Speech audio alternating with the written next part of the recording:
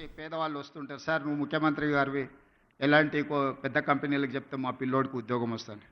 ఆ కంపెనీ వాళ్ళతో మాట్లాడితే వాళ్ళు అతన్ని ఇంటర్వ్యూ చేస్తే ఆయన అప్లికేషన్ ఫామ్ కూడా నింపుకోలేకపోతున్నాడు, సార్ ఏ రకంగా ఉద్యోగం ఇవ్వాలి, మేము ఈ బరువును మోయలేము, మేము ఒక మనిషిని తీసుకుంటే డబ్బులు కాదు, ఆఫీస్లో ఒక కుర్చీ ఫ్యాను ఏసీ అతనికి కావాల్సిన అన్నీ ఇస్తే ఇట్లా ఒక 10 మంది మా సంస్థలో చేరినంటే మా సంస్థ ఉద్యోగాలు ఇచ్చుడు కాదు, మేము ఉద్యోగాలు ఎత్తుకుంటూ పోవాల్సి వస్తుంది సార్ అని చెప్తున్నారు వాళ్ళు.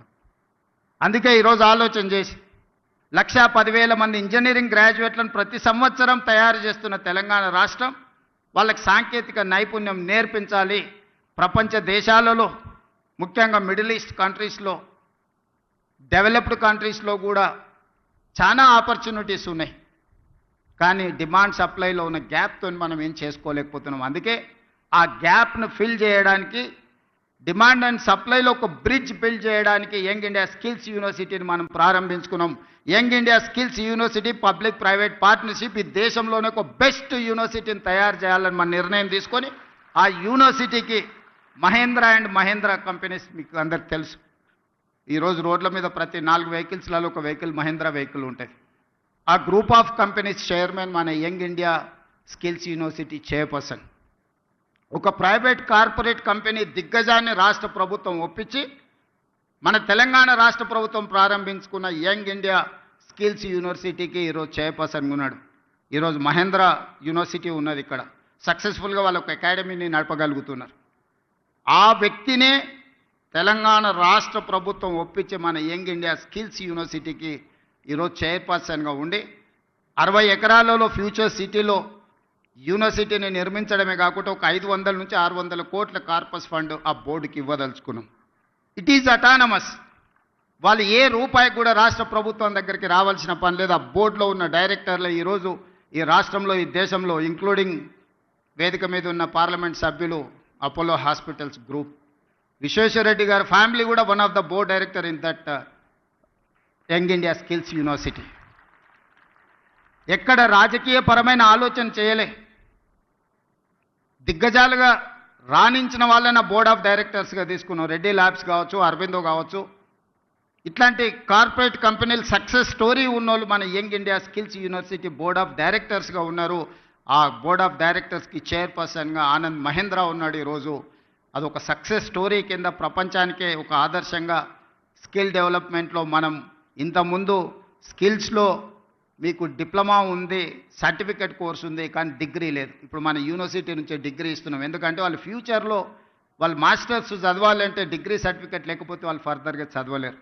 అందుకే ఆలోచన చేసి ఆ యంగ్ ఇండియా స్కిల్స్ యూనివర్సిటీలో చదువుకున్న వాళ్ళకు 4 years కోర్స్ కంప్లీట్ చేస్తే వాళ్ళకు డిగ్రీ సర్టిఫికెట్ ఇచ్చి ఇతర దేశాలలో మాస్టర్స్ చదువుకోవడానికి వాళ్ళకు అవకాశం కల్పించినాం.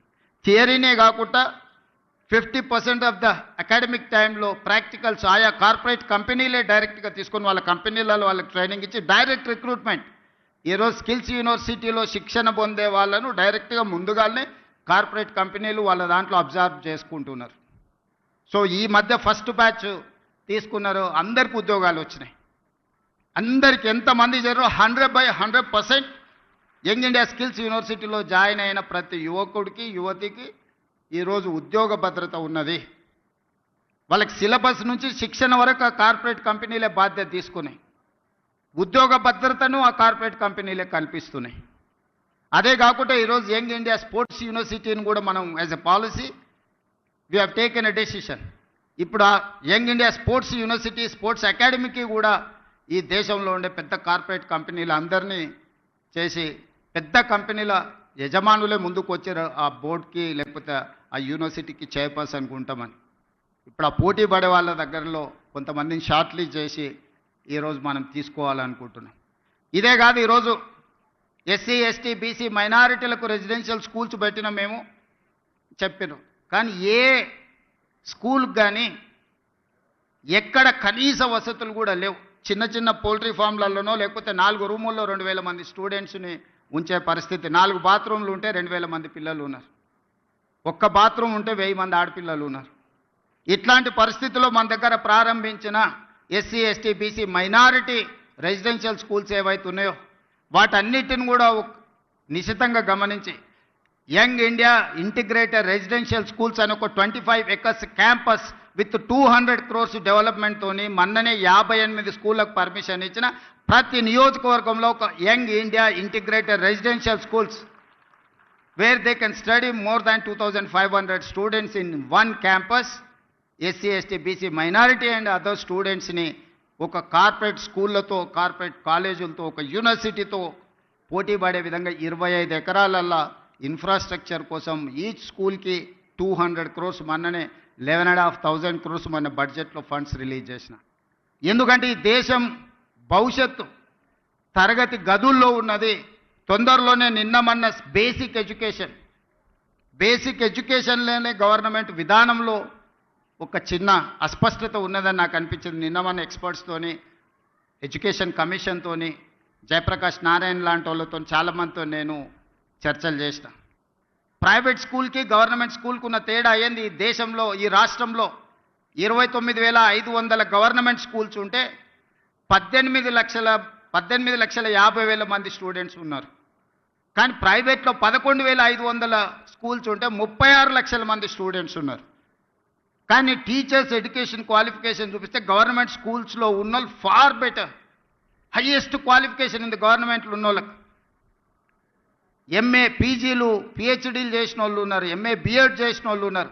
వేరాజ్ in private schools hardly graduates ఉంటే కూడా ఎక్కువగా ఉన్నది. కానీ 11,500 ప్రైవేట్ స్కూళ్ళల్లో చదువుకుంటున్న విద్యార్థులు 36 లక్షల మంది అయితే 29,500 స్కూల్స్ ఉన్న గవర్నమెంట్లో చదువుకుంటున్నది 18.5 లక్షల మంది విద్యార్థులే చదువుకుంటున్నారు. మన విద్యా విధానంలో లోపం ఎక్కడుందని నేను ఆలోచన చేస్తే 5 years కంప్లీట్ అయిన వాళ్ళనే ఫస్ట్ క్లాస్లో స్కూల్కు పంపాలని గవర్నమెంట్ స్కూల్స్ డెసిషన్ తీసుకుని, whereas in private schools nursery UKG LKG 3 years complete అయినప్పుడే 3+కి నర్సరీ, 4+కి యూకేజీ, 5+కి ఎల్కేజీ, ఆ తర్వాత ఫస్ట్ క్లాస్ నుంచి. సో ఇనీషియల్గానే తల్లిదండ్రులు వాళ్ళ పిల్లల్ని ప్రైవేట్ స్కూల్కి పంపించిన తర్వాత ఫస్ట్ క్లాస్కి మళ్ళీ తీసుకొచ్చి గవర్నమెంట్ స్కూల్లో చేర్పించే విధానమే మనం మొత్తం దెబ్బతినిపోయినాము. అందుకే ఈరోజు ఆలోచన చేసినాం, బేసిక్స్లోనే ప్రభుత్వము విద్యార్థులను చేర్చుకోకపోవడం వల్ల 3 సంవత్సరాలు ప్రైవేట్ స్కూల్లో నర్సరీ యూకేజీ ఎల్కేజీకి పోయిన తర్వాత ఫస్ట్ క్లాస్కి మళ్ళీ గవర్నమెంట్ స్కూల్స్కి వచ్చే అవకాశం చాలా తక్కువ ఉంది. కాబట్టి దీనికి పరిష్కారం నర్సరీ యూకేజీ ఎల్కేజీ గవర్నమెంట్ ఆధ్వర్యంలోనే పెట్టుకొని ప్రైవేట్ పిల్లలకి ఎట్లయితే ట్రాన్స్పోర్ట్ ఫెసిలిటీ ఎట్లయితే ఇస్తున్నారో ఫ్రీ ఆఫ్ కాస్ట్ మనం ట్రాన్స్పోర్ట్ ఫెసిలిటీతో పాటు బ్రేక్ఫాస్ట్, లంచ్, ఈవినింగ్ స్నాక్స్ కూడా ఈ పిల్లలకి ఇచ్చి ఒక ప్లే స్కూల్ని రన్ చేయాలా. ప్రతి దగ్గర పేదోళ్ళు ఎవరైతే ఉన్నారో మారుమూల పల్లెల్లో తండాలలో ఉండే పిల్లలకు ఒక మంచి ఎడ్యుకేషన్ ఇవ్వాలి అని ఈ మధ్యలోనే నిర్ణయం తీసుకున్నాం. తొందరలోనే ఇప్పుడు ఫస్ట్ క్లాస్ నుంచి ఉండే విద్యా విధానాన్ని నర్సరీ, ఎల్కేజీ, యూకేజీ వీటన్నిటిని కూడా ఒక కంపోజిషన్ కింద తీసుకొని ఈ ప్రీ స్కూల్ని కూడా ఈరోజు మనం గవర్నమెంట్లో ప్రారంభించుకోవాలనుకుంటున్నాం. ఈరోజు ఈ పోలీస్ స్కూల్ కూడా చాలామంది మా army school, Sainik school, national defence academy నుంచి వచ్చినాం. రకరకాల బ్రాండింగ్ అంటే దేశ సేవలో ఉన్న దేశ రక్షణలో ఉన్న సిబ్బంది డిఫెన్స్ కానీ నేవీ కానీ ఆర్మీ కానీ వాళ్ళ స్కూల్స్ చాలా గొప్పగా చెప్పుకుంటున్నారు. ఆ స్కూల్లో చదవడమే ఒక గొప్ప అవకాశంగా తల్లిదండ్రులు భావిస్తున్నారు. ఆ స్కూల్లో ఉండే పిల్లలు చాలా గొప్పగా వాళ్ళు చాలా గర్వంగా చెప్పుకుంటున్నారు, నేషనల్ డిఫెన్స్ అకాడమీ నుంచి వచ్చిన, ఆర్మీ స్కూల్ నుంచి వచ్చిన, సైనిక్ స్కూల్ నుంచి వచ్చిన అని. కరెక్ట్, వాళ్ళు బాగున్నారు కాబట్టి చెప్పుకుంటున్నారు. మరి పోలీస్కి ఏమైందని నేను అడుగుతున్నా. మనం కాంపీట్ చేయలేము వాళ్ళతోటి? మనకు శక్తి లేదా? మనకు విజన్ లేదా? పోలీస్ స్కూల్ ఎందుకు కాంపీట్ చేయొద్దు? ఎన్డీఏ స్కూల్తో మనం పోటీ పడలేమా? ఆర్మీ స్కూల్తో మనం పోటీ పడలేమా? వాళ్ళకి ఇస్తున్న ఇన్ఫ్రాస్ట్రక్చర్ గవర్నమెంట్కి ఇవ్వడానికి గవర్నమెంట్కి ఉన్న 3 లక్షల కోట్ల బడ్జెట్లో ఇది ఒక పెద్ద లెక్కన. అందుకే ఈరోజు నేను స్పష్టంగా ఆలోచన చేసి ఇక్కడ వేదిక మీద ఉన్న ఉన్నతాధికారులతో పాటు ఇక్కడ ఉన్న పోలీస్ సిబ్బంది, హోంగార్డ్ నుంచి డీజీపీ వరకు ఉన్న పోలీస్ సిబ్బందిని నేను అడుగుతున్నా, మీ బ్రాండ్ మీరు క్రియేట్ చేసుకోండి. ఎక్కడైనా మీ పిల్లలు కలిస్తే నేను పోలీస్ స్కూల్లో చదువుకుంటున్నాను చెప్పుకునే విధంగా ఈ స్కూల్ని తీర్చిదిద్దాలి. మీకు ఏం కావాలనో గవర్నమెంట్ మీతోనుంది, మీ ముఖ్యమంత్రి మీతోనున్నాడు. మీకు నిధులు కావచ్చు, అనుమతులు కావచ్చు, ఏం కావాలన్నా కేజీ టు పీజీ వరకు మీ పోలీస్ స్కూల్ని మీరు తీర్చిదిద్దుకోండి. నేను ఉన్నంతకాలం మీకు నిధులకు కానీ అనుమతులకు కానీ ఎలాంటి ఇబ్బంది రాదు అని నేను మీకు మాటిస్తున్నా. ఎందుకు మీ పిల్లలు ఆత్మ న్యూనత భావంతో బాధపడాలి? మా తల్లిదండ్రులు పోలీసు ఉద్యోగాలు చేసుకుంటున్నారని చెప్పుకోవడానికి ఎందుకు వాళ్ళు వెనుకంజ వేయాలి? ఈ సమాజంలో అందరికంటే ఎక్కువగా సేవలు అందిస్తున్నది, అందరికంటే ఎక్కువగా రక్షణ కల్పిస్తున్నది, అందరికంటే ఎక్కువగా పేదలకు ఉపయోగపడుతున్నది పోలీస్ శాఖ. కానీ అది ఎందుకు మీరు మీ బ్రాండింగ్ మీరు ఎందుకు చెడగొట్టుకుంటున్నారని నేను అడుగుతున్నాను. అల్టిమేట్గా ఏ ఆఫీసర్ అయినా, ఏ చిన్న చిరుద్యోగి అయినా వాళ్ళ జీవితం అంతా కష్టపడేదంతా వాళ్ళ పిల్లల కోసమే కదా. ఆ పిల్లలు మంచిగా చదువుకొని ఈ దేశానికి నాయకత్వం వహించే నాయకులుగానో, ఈ దేశ నిర్మాణంలో పనికొచ్చే అధికారులుగానో రాణిస్తే అంతకంటే తల్లిదండ్రులుగా మీకు ఏముంటుంది సంతోషం అని నేను అడుగుతున్నా. అందుకే ఈ పోలీస్ స్కూల్ మన అందరి బాధ్యత. దీన్ని తీర్చిదిద్దడం అనేది మన సోషల్ రెస్పాన్సిబిలిటీ. నేను విశాల్ గోయల్కి నేను సూచన చేస్తున్నా. ఎందుకంటే సిలికాన్ వ్యాలీతో పోటీ పడే విధంగా షామీర్పేటలో ఫార్మా సైడ్ వీళ్ళు ఒక ఇన్ఫ్రాస్ట్రక్చర్ అంతా క్రియేట్ చేసిండ్రు. ఈరోజు ఫార్మా అంటేనే ఈరోజు వ్యాక్సిన్లో కానీ బల్క్ డ్రగ్లో కానీ హైదరాబాద్ తెలంగాణకు ఉన్న ఇంపార్టెన్స్ మీకు అందరికీ తెలుసు. అందుకే కార్పొరేట్ కంపెనీలతో మాట్లాడండి. ముఖ్యమంత్రిగా నేను అనుమతిస్తున్న డీజీపీ గారికి, సివి ఆనంద్ గారికి, ఇక్కడ ఉండే ఐటీ కంపెనీల నుంచి ఫార్మా కంపెనీల వరకు పిలిచి మాట్లాడండి. వాళ్ళ కార్పొరేట్ సోషల్ రెస్పాన్సిబిలిటీ ఫండ్స్ని పోలీస్ స్కూల్లో డిపాజిట్ చేసే విధంగా వాళ్ళని మీరు మాట్లాడండి. ఈరోజు ఇంత ప్రశాంతంగా ఇన్ని వేల కోట్ల టర్నోవర్ ఉన్న కంపెనీలు సైబరాబాద్ కమిషనరేట్ పరిధిలో నడుస్తున్నాయంటే పోలీసు రక్షణ లేకుండా, పోలీసు భరోసా లేకుండా ఈ సంస్థలన్నీ నడుస్తున్నాయా? మరి వాళ్ళ కార్పొరేట్ సోషల్ రెస్పాన్సిబిలిటీ అంటే పోలీసు పిల్లల చదువులకు అవసరమైన సహాయం అందించడం వాళ్ళ బాధ్యత కాదా? అందుకే ఈరోజు ప్రభుత్వ పరంగా ఎవరితో మాట్లాడాలో నాకు చెప్పండి. ఎవరితో అయినా నేను మాట్లాడతాను. మీ ఇన్ఫ్రాస్ట్రక్చర్ కాకుండా ఒక 100 కోట్లు మీ కార్పస్ ఫండ్ క్రియేట్ చేసుకొని ప్రతి రూపాయి కోసం గవర్నమెంట్ వైపు చూడొద్దు. బోర్డ్ ఆఫ్ డైరెక్టర్స్ కూర్చొని 100 crores మీ దగ్గర ఉంటే అందులోకి వెళ్ళి ఎవ్రీ ఇయర్ మీరు అకాడమిక్ ఇయర్ ప్లాన్ చేసుకోండి. ఆ బడ్జెట్ల నుంచి ఎట్లా ఖర్చు పెట్టుకోవాలో మీరే సొంతంగా నిర్ణయం తీసుకోండి. కార్పస్ ఫండ్ క్రియేట్ చేయడానికి అవసరమైన అనుమతులు ఏం కావాలో నాకు చెప్పండి. ఆ అనుమతులన్నిటిని ఇచ్చే బాధ్యత నాది. యంగ్ ఇండియా అనే title, I have not created this title. Mahatma Gandhi has created this title 1921 నుంచి 1931 వరకు 10 years స్వతంత్ర పోరాటంలో ఒక పత్రికను నడిపిండి. ఆ పత్రిక పేరు young India. That was the voice of India. ఈ భారతదేశం యొక్క ఆత్మ యంగ్ ఇండియాలో ఉంది. యంగ్ ఇండియా సృష్టికర్త మహాత్మా గాంధీ. ఆ స్పిరిట్ నుంచే, ఆ స్ఫూర్తి నుంచే ఈరోజు యంగ్ ఇండియా బ్రాండ్ తెలంగాణ రాష్ట్రంలో క్రియేట్ చేసుకున్నాం. అందరు ముఖ్యమంత్రులకు ఏవైనా వ్యవసాయం ఉండొచ్చు, సాగునీరు ఉండొచ్చు, భోజనం పెట్టి ఉండొచ్చు. My brand is education and employment. ఈ దేశ భవిష్యత్తే తరగతి గదుల్లో ఉందని సంపూర్ణంగా నేను నమ్ముతున్నా. ఈ తరగతి గదులను బలంగా నిర్మించినప్పుడే ఈ దేశ భవిష్యత్తు ఉజ్వలంగా ఉంటుంది. Health, education and employment is my brand. Young India is my brand. దీనికి అన్ని రకాలుగా మా ప్రభుత్వం మీకు సహకారాన్ని అందిస్తుంది. తక్కువ సమయంలో ఇంత మంచి క్యాంపస్ని క్రియేట్ చేసినందుకు అందరినీ మనస్ఫూర్తిగా అభినందిస్తూ పోలీస్ శాఖ సిబ్బందికి అందరికి సూచన చేస్తున్న మీ పిల్లల్ని ఇక్కడ చేర్పించండి.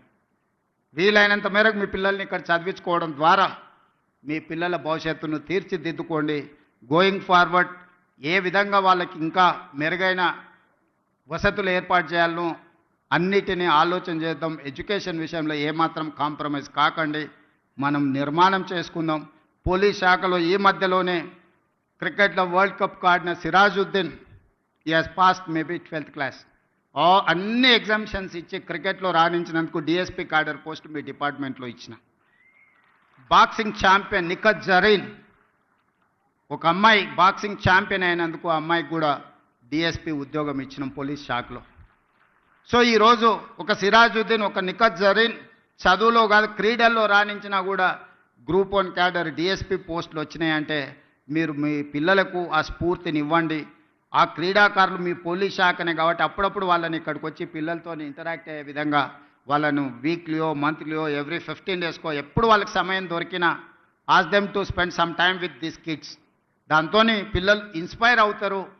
దాంతో వాళ్ళు కూడా ఒక బాధ్యత, వాళ్ళకు కూడా వాళ్ళ స్ఫూర్తితోని కొత్త క్రీడాకారులు తయారవుతే వాళ్ళకు కూడా వాళ్ళ వృత్తి సంతృప్తినిస్తుంది.